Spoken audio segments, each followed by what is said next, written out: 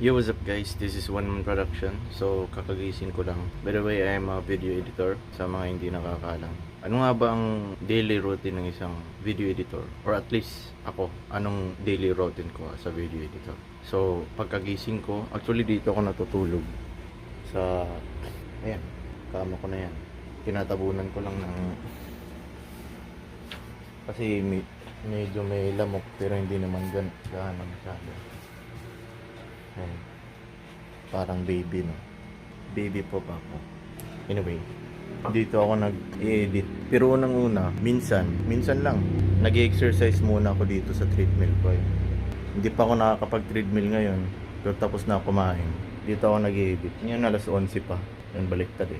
Tsaka, may napansin akong amoy kaninang umaga. Hindi ko alam kung saan eh. Pero ito nakita ko na kung ano yung sanhi ng amoy na yun.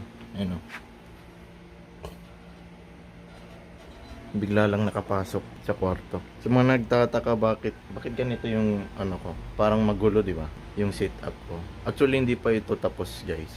Na bahay. Extension kasi ito na bahay. Tapos dito, ayan. Sarado ko muna. Pagbukas dito, hindi pa tapos oh. Ano yan, guys? Second floor. Ayan, may mga kabilya doon oh.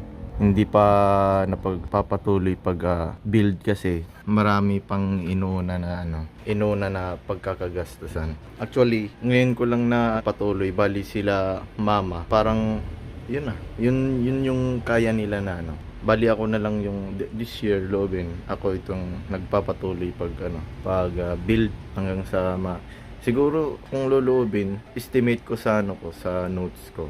Maano ko na yan, first floor this year. Gusto ko nga i-vlog eh. Pero tapusin ko muna dito na part. So yun guys, pambihira.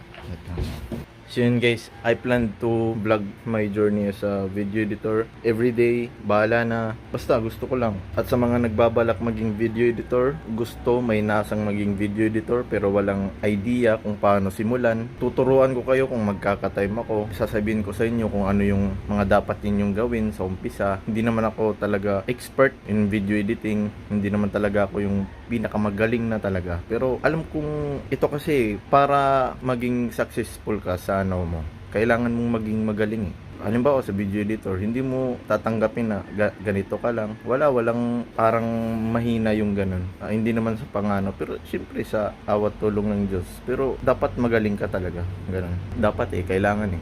Hindi, walang yung tatanggapin mo lang sa sarili mo na ganun ka. Naunawaan nyo na yan, ibig kong sabihin. So, sana walang, maling thoughts sa sinabi ko. So, yun lang. Kunting vlog lang muna.